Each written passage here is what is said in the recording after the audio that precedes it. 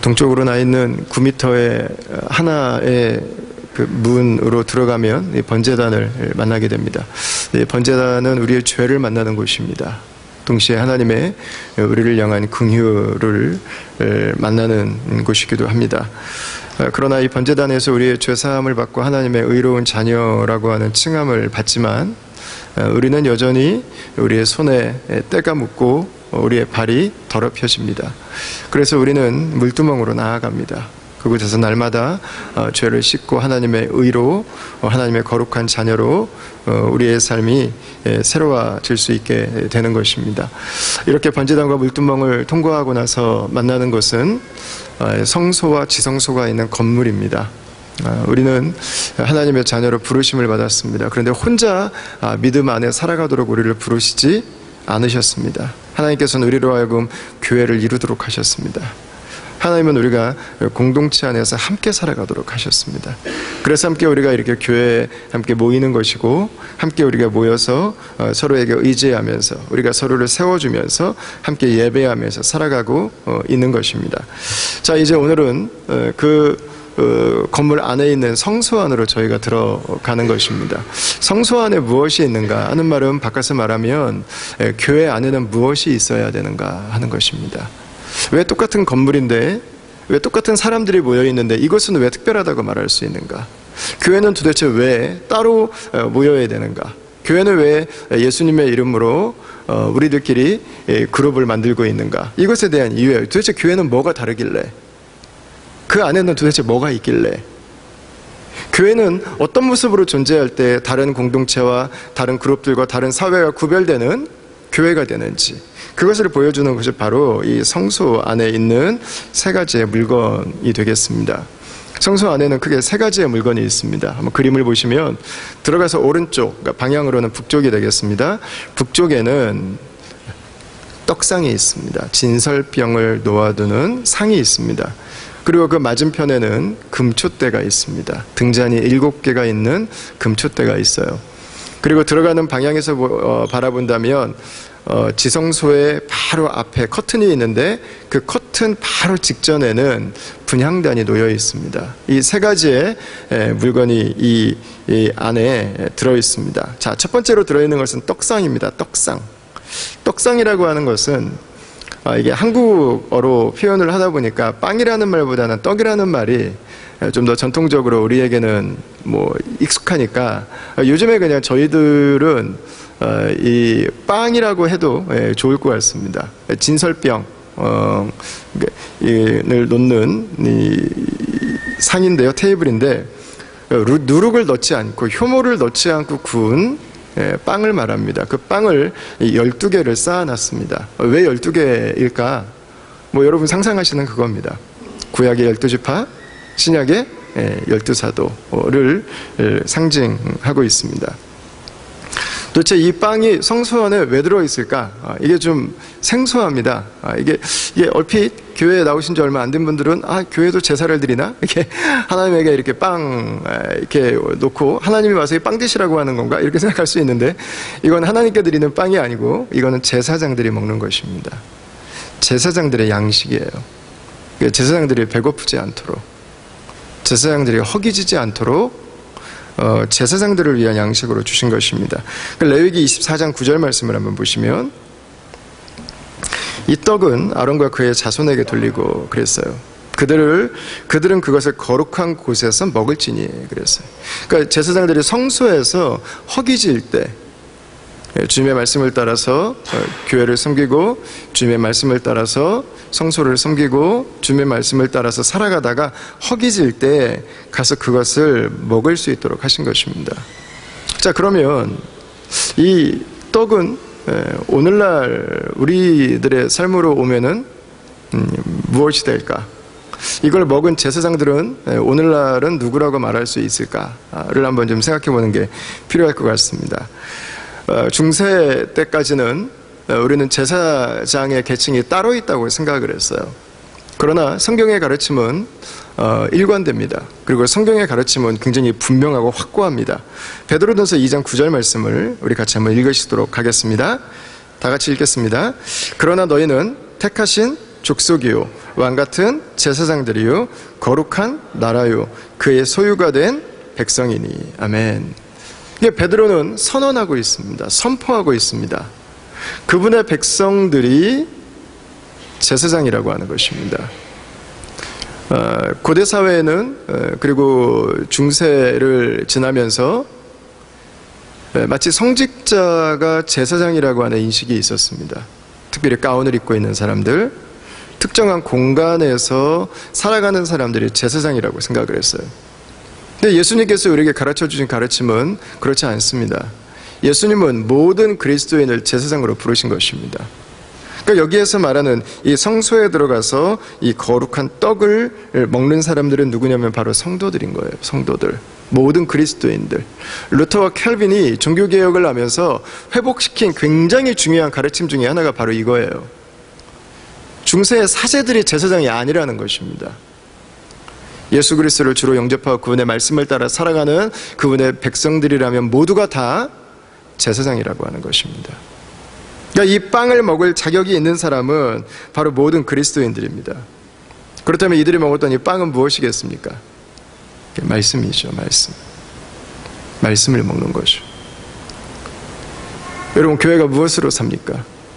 우리가 교회에 와서 무엇을 먹으려고 기대할 수 있겠습니까?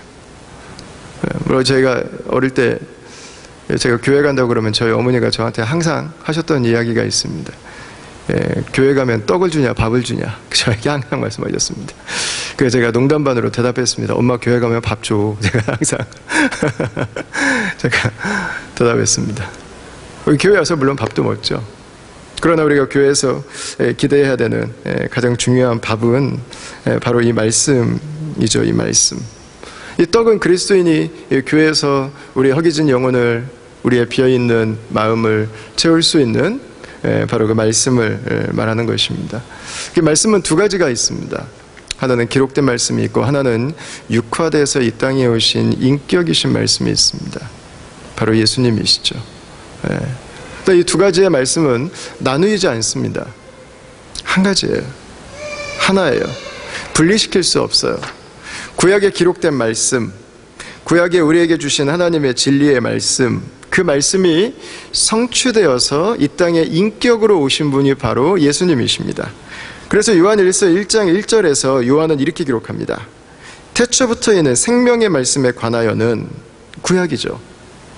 이 세상이 어떻게 존재하게 됐는지, 하나님께서 이 세상에 어떻게 당신의 진리로 일하고 계시는지를 구약이 우리에게 보여주고 있습니다.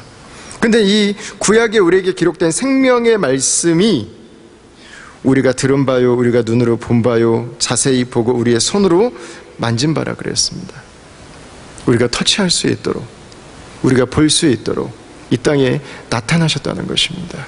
그분이 바로 예수님입니다. 여러분, 그래서 기록된 성경을 읽는 분들은 예수님을 봅니다. 예수님을 만나요. 예수님을 만난 사람들은 말씀을 사랑합니다. 그리고 말씀 안에서 살아가죠. 말씀이 내 삶의 이유가 되길 흠모하죠. 바로 그것입니다. 성경을 바르게 읽는 사람은 예수님을 만날 수밖에 없어요. 우리가 지금 4주째 성막을 하고 있는데, 그리고 저희가 26주 정도 창세기부터 지금 신명기까지의 스토리를 한번 쭉 훑어봤는데, 여러분 곳곳에 예수님의 모습이 있잖아요. 곳곳에 예수님의 모습. 성막의 모습도 예수 그리스도가 아니라면 우리가 지금도 해석하기 너무 어려워요. 도대체 이게 왜 만들어졌는지, 이게 도대체 왜 이곳에 있는지 우리가 알 턱이 없어요. 문이 왜 하나인지, 들어가자마자 왜 번제단이 있는지 알 수가 없어요. 성경은 예수 그리스도를 보여주고 있습니다. 그리고 예수님을 만난 사람은 말씀을 가지고 살아갑니다. 말씀을 사랑하고 말씀이 내 인생의 양식이 됨을 고백하게 되죠. 그래서 그 성경을 읽는 거죠. 그래서 그 성경을 묵상하죠. 그래서 그 성경을 날마다 배우고 싶죠. 그래서 그 말씀으로 내가 살아가기 위해서 그 말씀을 듣고 그 말씀을 나누게 되는 거죠. 그럴 때 우리는 이 말씀을 먹고 살아가는 것입니다. 그것이. 예레미야가 15장에서 이런 고백을 해요. 다 같이 한번 읽겠습니다. 만군의 하나님 여호와시여, 나는 주의 이름으로 일컬음을 받는 자라. 내가 주의 말씀을 얻어먹었사오니 주의 말씀은 내게 기쁨과 내 마음에 즐거움이오나 그랬어. 주의 이름으로 일컬음을 받는 자, 그 사람이 어떻게 삽니까? 내가 주의 말씀을 얻어먹었사오니. 말씀을 먹고 사는 거예요. 말씀을 먹고 사는 것. 이 말씀 안에 살아가는 내 삶의 기쁨이고 내 삶의 감사고 내 삶의 즐거움이 되는 것입니다. 저와 여러분들에게 이 고백이 있게 되길 축원합니다. 여러분, 우리가 그리스도인이라면 그리스도인은 어떻게 사는가? 그리스도인은 무엇을 먹고 사는가? 우리가 교회 이름으로 모였습니다. 우리가 교회라고 하는 공동체로 모였습니다. 우리가 다음 교회에 오시는 분들에게 줄 수 있는 것은 무엇일까? 이런 바로 말씀이에요. 말씀. 우리가 예수님을 나눠줄 수 있는 거예요. 우리가 교회를 오면서 기대해야 되는 것은 여러분 다른 것이 아닙니다. 바로 예수 그리스도 그분입니다. 말씀을 배우는 거예요. 말씀을 배우는 것. 말씀을 사랑하는 것. 오늘 우리가 읽은 말씀에 보면요, 25장 30절에 이렇게 기록합니다. 상위에 진설병을 두어 항상 내 앞에 있게 할지니라. 무슨 말이에요?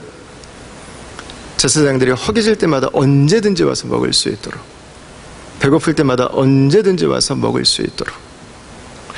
하나님은 그분의 백성들이 영혼이 가라기를 원치 않으시는 거예요. 항상 즐거움으로 섬기기를 원하시는 거예요. 항상 기쁨으로 섬기기를 원하시는 거예요. 살아가기를 원하시는 거죠. 이 말씀 앞으로 우리가 허기질 때면, 우리가 공고할 때면 언제든지 주의 말씀 앞으로 나오기를 원하시는 거죠. 그리고 예수님은 자신에 대해서 이렇게 말씀하셨습니다. 요한복음 6장 51절 말씀인데 같이 한번 읽겠습니다. 나는 하늘에서 내려온 살아있는 떡이니 사람이 이 떡을 먹으면 영생하리라. 내가 줄 떡은 곧 세상의 생명을 위한 내 삶이니라 하시니라. 예수님은 이렇게 말씀하셨어요. 나는 살아있는 떡이다, 이렇게 말씀하셨어요. 나를 먹으라고 말씀하셨어요. 우리가 성찬식을 행하면서 예수님의 살과 피를 먹고 마십니다. 우리가 말씀을 먹는다면, 우리가 말씀을 읽고 말씀을 묵상한다면 우리는 거기에서 예수 그리스도를 발견하게 될 것입니다.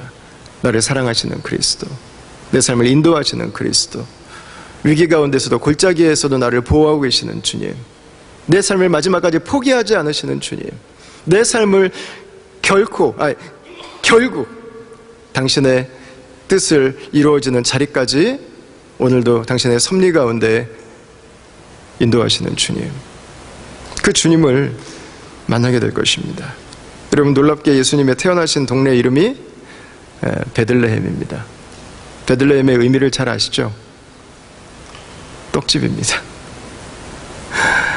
예수님은 우리의 생명의 떡이 되시기 위해서 이 세상에 오신 것입니다. 사랑하는 다음 가족 여러분, 여러분의 인생에 그분의 말씀이 함께 있습니다. 날마다 그분의 말씀을 사모하기를 바랍니다. 우리가 밥을 사랑하는 것처럼 밥을 잘 먹어야 건강한 거잖아요. 하나님 말씀을 잘 먹을 때 건강합니다. 하루에 한 번도 우리가 말씀을 대하지 않고 지나간다면 우리의 육신은 날마다 반짝반짝 빛날 수 있어요. 그러나 우리의 영혼은, 우리의 인생은 피골이 상접해 갈 수 있어요. 여러분, 말씀을 사랑하기를 바랍니다. 말씀을 기뻐하고 말씀을 즐거워하며 살아갈 수 있게 되길 바랍니다. 우리가 말씀을 먹기 위해서 우리에게 오늘 본문은 한 가지 요구하는 우리의 자세가 있습니다. 23절 말씀인데, 너는 조각목으로 상을 만들되 그랬어요. 여러분, 떡상이 어떻게 만들어나 크기를 말하고 있는데 높이가 나와요. 높이가 한 규빗 반이 되게 하라 그랬어요. 한 규빗 반이면 몇 센티일까요? 1규빗이 45cm라고 한다면 1.5는 67.5cm인 것 같습니다. 여러분, 이 정도면 높이가 어떨까요? 어중간합니다. 67.5cm요. 아주 어중간합니다. 서서 못 먹습니다. 급한데 그냥 좀 편하게 서서 먹을 수 있게 좀 세팅 좀 해주시지. 어떻게 해야 먹을 수 있을까요? 내려가야 먹을 수 있습니다. 무릎 꿇어야 먹을 수 있어요. 나에게 양식이 필요합니다, 주님. 오늘도 내가 주님의 양식으로 살 수 있습니다. 겸손함으로 그분의 말씀을 구할 때 그분의 말씀은 나에게 양식이 됩니다. 누가 이 양식을 여러분 먹을 수 있겠어요? 문을 지나서 번제단을 통과한 사람이에요. 내가 죄인이구나. 나에게 남는 것은 죽음인 거구나. 깨지는 거구나. 무너지는 거구나. 내 한계로는 살아갈 수 없는 거구나. 이걸 깨달은 사람, 나에게 당신의 양식이 필요합니다. 나를 당신이 채워주시옵소서. 당신의 말씀으로 나를 인도하시옵소서. 물두멍에 나아갈 때마다 이 반복해서 죄를 짓는 나를, 이 못된 악인을 오늘도 용서하시고 오늘도 품으시고 오늘도 받아주시는 그 하나님의 사랑 앞에서 주님, 오늘도 나를 당신의 사랑으로 먹여주시옵소서. 오늘도 나를 당신의 말씀으로 먹여주시옵소서. 오늘도 나를 당신의 언약으로 먹여주시옵소서. 여러분, 그것을 고백한 사람들, 번제단을 지나온 사람, 물두멍을 지나온 사람, 그 사람이 무릎 꿇을 수 있어요. 이 빵으로 내가 오늘도 삽니다. 이 빵으로 내가 오늘도 기뻐합니다. 이 빵으로 내가 오늘도 힘을 얻습니다. 이 빵으로 내가 오늘도 하나님의 거룩한 백성으로 일어섭니다. 이 빵으로 오늘도 내가 주님을 섬깁니다. 이 빵으로 오늘도 내가 주의 영광을 구합니다. 왜 말씀이 우리에게 양식이 되지 않을까요? 아마 번제단과 물두멍을 아직 통과하지 않으셨을 가능성이 높습니다. 도대체 모르겠다. 그럼 아마 예수님을 아직 믿지 않으시는 분이 가능성이 높아요. 아니면 내 영혼이 병들어 있을 수 있습니다. 내가 너무 높아져 있을 수 있습니다. 무릎 꿇고 싶지 않습니다. 내가 가지고 있는 사상이, 내가 가지고 있는 논리가, 내가 가지고 있는 이데올로기가, 내가 가지고 있는 습관들이 하나님보다 더 위에 있다면 우리는 그분의 말씀 앞에 무릎 꿇고 싶지 않을 거예요. 그러나 번제단과 물두멍을 우리가 통과했다면 우리는 그분 앞에 무릎 꿇고 목마른 사슴이 시냇물을 찾기에 헐떡임같이 그분의 말씀 앞으로 나아가게 될 것입니다. 저 여러분들의 인생이 이 말씀 대신 예수 그리스도 안에 살아가는 인생이 되길 주의 이름으로 축원합니다. 두 번째는 금촛대가 있습니다. 금촛대. 떡상 반대편에 우리가 보통 메노라라고 하는 이름으로 잘 알고 있는 금촛대가 있습니다. 혹시 로마에 여행을 다녀오신 분이 계신가요? 제가 알기로 우리 신혼여행으로도 로마를 다녀오신 분들이 계신 걸로 알고 있는데, 로마에는 그 디도 장군의 개선문이 있습니다. 타이투스 장군의 개선문인데, 아르코 디 티투라고 하는 이름으로 이 예루살렘을 점령한 베스파시안 황제의 아들이죠. AD 70년에 예루살렘을 가서 예루살렘을 무너뜨립니다. 예루살렘 성벽과 성전을 다 무너뜨렸던 바로 그 주인공입니다.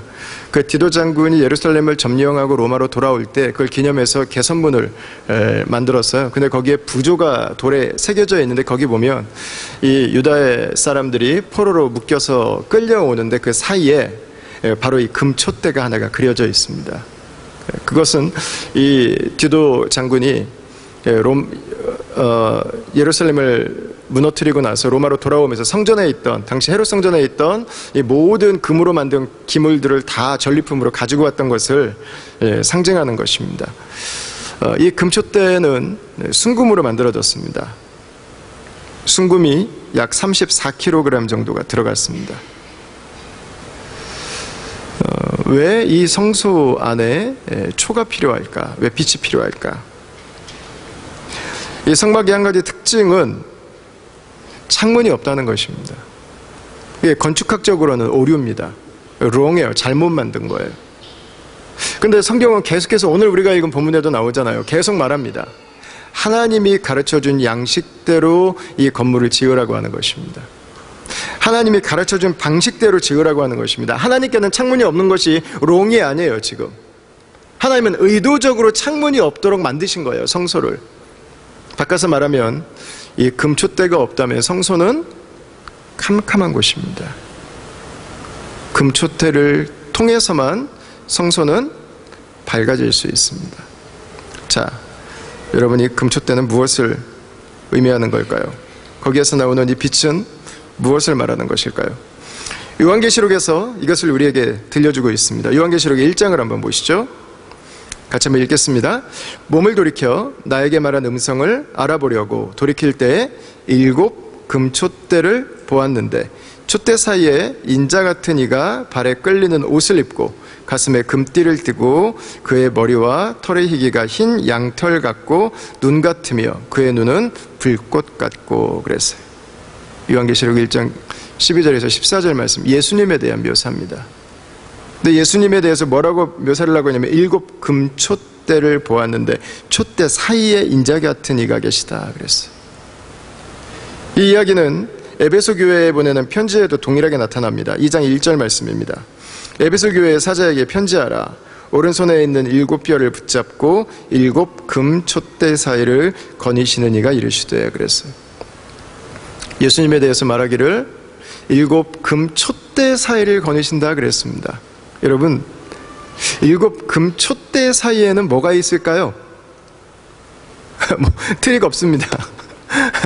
트릭 없습니다. 너무 쉽습니다. 7 금촛대 사이에는 빛이 있습니다. 예수님은 누구세요? 예수님은 빛이세요. 빛. 흑암 가운데 어두운 세상을 비추는 빛이 예수님이라는 것입니다. 요한복음 8장 12절 말씀해 보면 예수님께서 자신에 대해서 이렇게 말씀하십니다. 예수께서 또 말씀하여 이르시되 나는 세상의 빛이니 그랬어요. 나를 따르는 자는 어둠에 다니지 아니하고 생명의 빛을 얻으리라 그랬어요. 아마 이 말씀에 대해서 어떤 분들은 I am the light, 내가 유일한 빛이야 라고 말씀하시는 이 예수님의 이 말씀에 대해서 아마 좀 이 질문을 하고 싶은 분이 계실지 모르겠어요. 아니, 무슨 말씀이십니까? 태양도 있고 이렇게 조명들도 있고 우리가 볼 수 있는 것들이 얼마나 많은데 어떻게 예수님만이 더 라이트가 될 수 있습니까?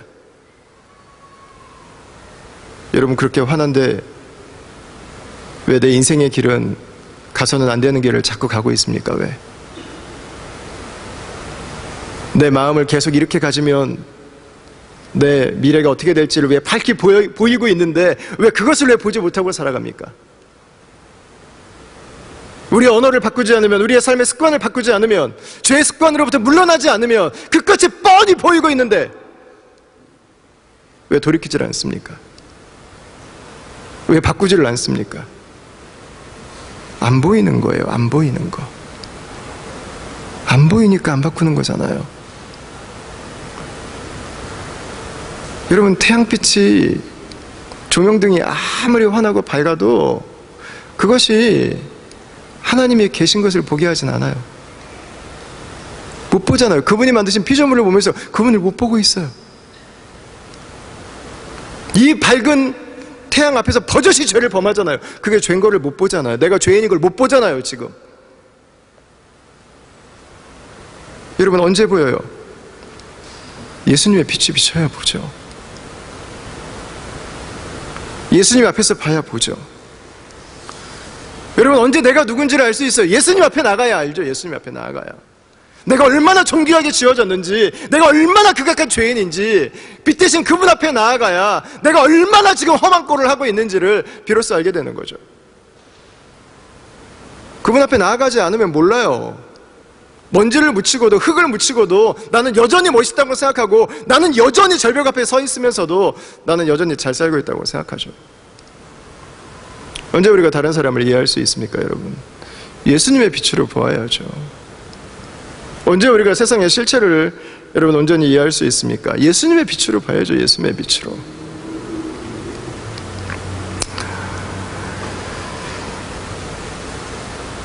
여러분, 성소에 창문이 없는 이유, 촛대가 없다면, 촛대에 불이 밝혀져 있지 않다면 성소 안은 어두움이에요.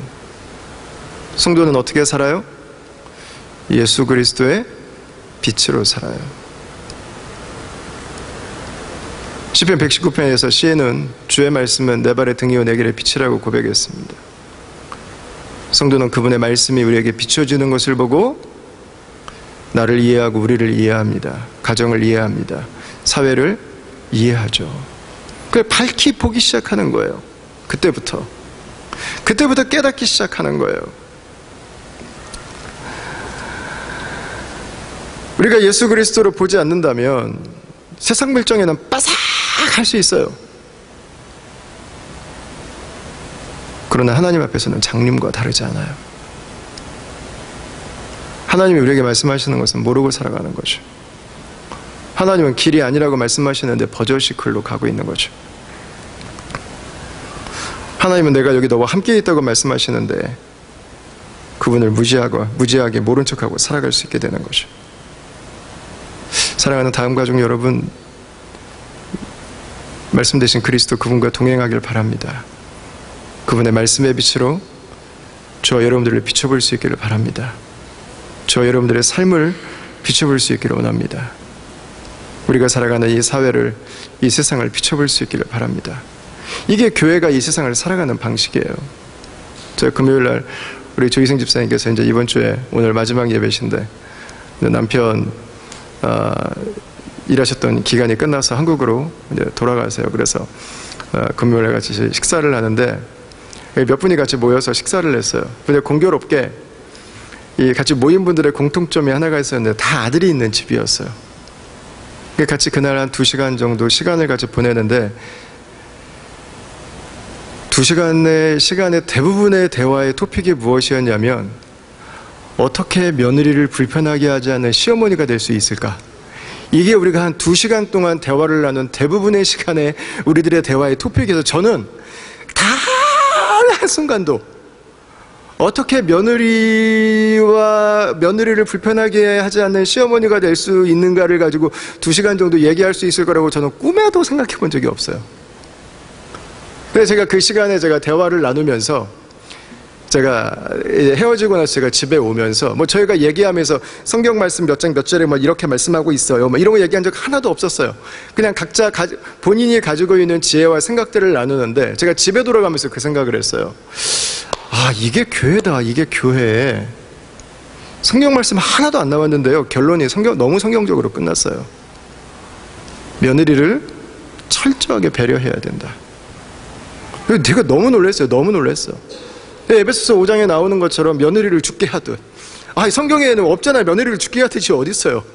근데 그 말씀의 빛으로 보니까 이 아들들의 아내가 될 사람들을 어떻게 대해야 될지에 대해서 우리가 함께 이야기를 나누는데 기분 나빠서 아이고 그래 요것들 하면서 이렇게 불편하게 얘기가 나온 게 아니었어요. 전혀 아니었어요. 정말로 진심으로 진지하게 우리 아들들의 가정이 건강하고 행복하게 가기 위해서 우리가 며느리와의 관계를 어떻게 해가야 되는가, 말씀의 빛으로 우리들의 관계를 다시 한번 돌아보고 시어머니가 될 우리들이 어떤 자리에 있어야 될지를 같이 말씀을 나누는데요, 대화를 나누는데 제가 너무 끝나고 나서 정말 큰 기쁨이 있었어요. 이게 그리스도인이 대화하는 방식이구나. 성경 본문의 이야기를 가지고 누가 얘기한 사람이 아무도 없어요. 저도 남자가 무슨 말 하겠어요. 거기 껴가지고 맞는 것 같네요 하고 해가지고 제가 무슨 말을 하겠어요. 근데 결론이 주님이시라면 우리에게 이렇게 결론을 내주셨겠구나. 그게 결론이 나는 거예요. 여러분, 그게 말씀의 빛으로 살아가는 거죠. 제가 오늘 칼럼에도 썼지만 호주에서 지금 일어나고 있는 이 자연발화 현상은 호주만이 아니라 지금 남미에도 지금 계속 똑같은 현상이 일어나고 있습니다. 그리고 앞으로 기상학자들은 이 일들이 앞으로 더 늘어날 것에 대해서 이야기하고 있습니다. 우리가 주님의 눈으로 주님이 지으신 이 피조세계 앞에서 앞으로 어떻게 이 문제를 해결해야 될 것인가. 우리가 비를 위해서 기도하는 기도가 지금 정말 절대적으로 필요합니다.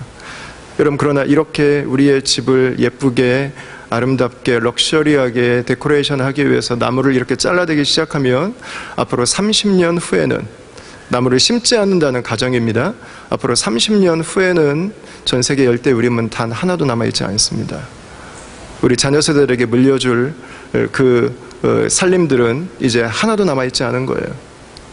여러분, 우리의 삶을 어떻게 돌아봐야 될까요? 주님의 빛 앞에서. 계속해서 난민들이 발생하고 있습니다. 계속해서 제3세계는 차별당하고 있다고 느끼고 있습니다. 여러분, 거기에서 그리스도인들은 어떻게 살아야 될까요? 하나님의 말씀은 우리에게 어떻게 이것들을 비추어 주실까요? 어떻게 우리에게 지혜를 주실까요?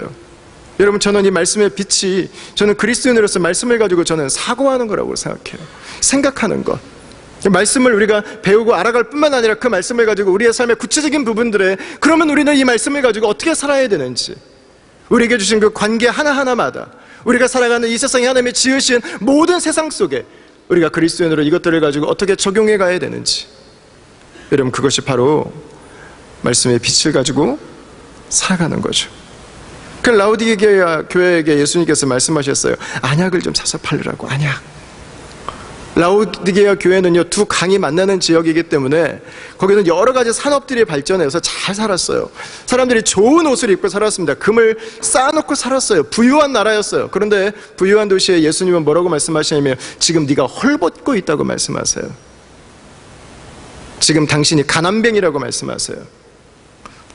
세상의 눈으로는 아쉽지 않아요. 부유해요. 꽤 괜찮아요. 그런데 주님의 눈으로 볼 때는 거렁뱅이에요. 영적으로는 거지예요, 거지. 마음은 텅텅 비어 있다고요.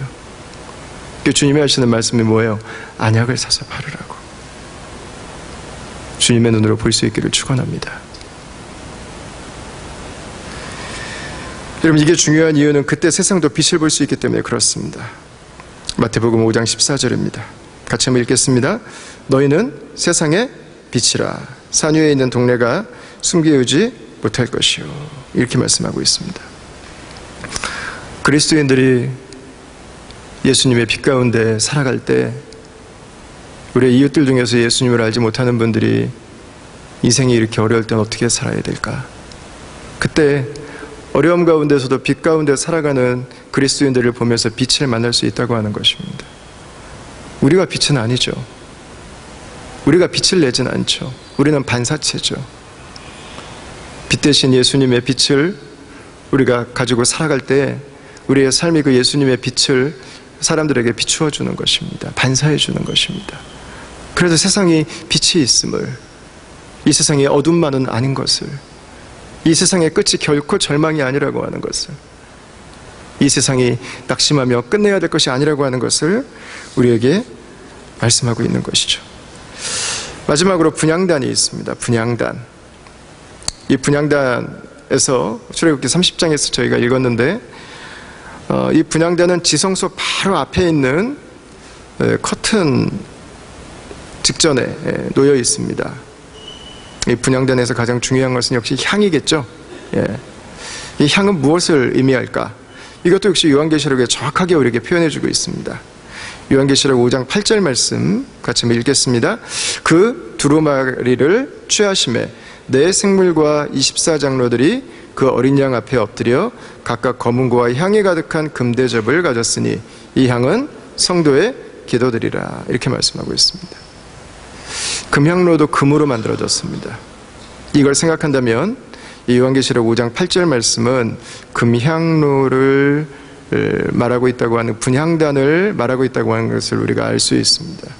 그리스도인들은 이 어두운 세상에서 어떻게 살아가야 될까? 말씀을 던져주고 지도 하나 던져주고, 자, 우리가 가는 곳은 여기야, 잘 찾아와, 알겠지? 절대 넘어지지 마. 예수님이 우리에게 그렇게 말씀하셨는가? 아니라는 거예요. 무전기도 주셨어요. 무전기. 모르겠으면 연락해, 알겠지? 24시간 괜찮으니까 아무 때나 연락해도 돼. 길 잃어버렸으면, 불안하면 연락해, 알겠지? 무전기 주신 거예요. 무전기. 기도하라고. 주님과 교제하면서 그 길을 같이 걸어가자고. 여러분, 감사한 것은 나만 기도하는 게 아니라는 거예요. 우리를 위해서, 나를 위해서 기도하시는 분이 계세요. 히브리서 9장 24절을 한번 보십시오. 그리스도께서는 참것의 그림자인 손으로 만든 성소에 들어가지 아니하시고 이 땅에 있는 성전을 말합니다. 거기로 예수님은 부활하시고 승천하시고 들어가지 않으셨어요. 바로 그 하늘에 들어가서 참 성전으로 들어가신 거예요. 들어가서 이제 우리를 위하여 하나님 앞에 나타나시고 하나님 앞에 계세요. 지금 자, 하나님의 임재가 있는 지성소 앞에 분향단이 있었습니다. 그것처럼 예수 그리스도께서는 지금 하나님의 보좌 앞에 계십니다. 하나님 보좌 앞에 계신 예수님은 지금 무엇을 하고 있는가? 로마서 8장 34절입니다. 누가 정죄하리요? 죽으실 뿐 아니라 다시 살아나신 이는 그리스도 예수시니 그는 하나님 우편에 계신 자요 우리를 위하여 간구하시는 자시니라. 하나님 앞에 계신 그리스도, 분향단에 계신 그리스도, 그분은 무엇을 하고 계시는가? 나를 위해서, 우리를 위해서, 이 땅을 위해서 중보기도 하고 계신다고 하는 것입니다. 혹시 여러분들 가운데서 저는 제가 저희 집에서 혼자 예수님 믿어서, 아니면 저희는 그냥 저희만 여기 이민 와서 살아서 저를 위해서 기도해 주는 사람은 없는 것 같아요 라고 하는 그 외로움이 순간순간 느껴지시는 분들이 아마 있을지도 모르겠어요. 제가 그랬습니다. 저는 제가 일대로 예수님을 믿으면서 문득문득 내 친구들은 보면 부모님, 집사님이고 할머니, 할아버지가 장로님, 권사님이시고 기도하시고 같이 예배하고 얼마나 좋을까. 근데 저는 누가 나를 위해서 기도해 주지? 누가 나의 미래를 위해서 기도해 주지? 아무도 없는 것처럼 느껴질 때가 있었어요. 근데 이 로마서 8장 말씀이 저에게 굉장한 힘이 되어 주었어요. 예수님이 나를 위해 기도하고 계시는구나. 여러분들을 위해서 기도하는 분이 계세요. 예수님은 여러분을 아세요. 혼자 있다고 생각하지 마시길 바랍니다. 혼자 있다고 외로움에 여러분 너무 좌절 모드로 가지 마시길 바랍니다. 예수님이 여러분들을 위해 기도하세요. 예수님이 여러분을 알고 계세요. 그리고 주님은 우리를 그 기도의 자리로 초청해 주십니다. 우리를 기도할 수 있도록 우리에게 특권을 주신 것입니다. 예수 그리스도의 희생의 피로 우리가 기도할 수 있습니다. 하나님은 우리가 기도하면서 우리의 믿음의 삶을 살아가기를 원하세요. 기도 가운데 우리는 말씀 안에 살아갈 수 있습니다. 기도할 때 우리가 배우고 우리가 외운 그 말씀들을 우리의 삶에 구체적으로 사고를 하고 결정을 하고 결단을 하고 삶으로 드러날 수 있게 되어 있는 것입니다. 여러분, 기도할 때 이 어둠 가운데 있는 세상에서 우리가 용기를 잃지 않고 힘을 잃지 않고 계속해서 믿음으로 승리하며 살아갈 수 있게 되는 것입니다. 말씀을 대신하는 것이 아무도 없잖아요. 예수님을 대신할 수 있는 것이 아무것도 없잖아요. 여러분, 기도가 그래요. 기도를 대신할 수 있는 것이 아무것도 없어요. 기도하지 않고 살아가는 것은 내가 그냥 기도하지 않겠다고 선택해서 살아가는 삶이 아니에요. 그리스도인으로 누릴 수 있는 가장 큰 특권을 모른 채 살아가는 거예요. 사랑하는 다음가족 여러분, 그 기도의 특권의 자리를 누리며 살아갈 수 있게 되길 축원합니다. 번제단의 뿔이 하늘에서 임하는 구원의 능력이었다면 이 분향단의 뿔은 하늘에서 임하는 기도의 능력을 우리에게 보여주고 있는 것입니다. 그리스도인의 능력, 그것은 기도에서 오는 거예요. 여러분의 기도의 자리는 어느 곳에 있습니까? 오늘 본문에서 분향대하는 아침에 그리고 저녁에 피우도록 말씀하셨습니다. 아침과 저녁에 여러분들의 기도의 자리가 있으신지 모르겠습니다. 한 주간도 주님과 동행하는 삶 가운데 살아가고 계신지 모르겠습니다. 그 특권을 놓치지 마십시오. 더더군다나 우리 그리스도인으로 기도하는 것은 특권일 뿐만 아니라 책임이기도 해요. 우리도 예수님처럼 예수님을 알지 못하는 분들과 우리가 살고 있는 이 사회와 세상을 위한 기도자들로 부르심을 받았기 때문에 그렇습니다. 한 주간도 여러분들의 기도로 인해서 하나님의 은혜를 누릴 분들을 축복합니다. 한 주간도 여러분들의 기도로 인해서 하나님의 개입하심을 경험하게 될 그 한 영혼을 축복합니다. 한 주간도 여러분들의 기도로 인해서 회복되어질 여러분들의 가정을 축복합니다. 여러분들의 일터를 축복합니다. 한 주간도 여러분들의 기도로 인해서 하나님의 나라를 경험하게 될 이 도시를 축복합니다. 그 기도의 자리를 한 주간도 살아가게 되는 그런 다음의 가족들이 다 될 수 있기를 주의 이름으로 축원합니다.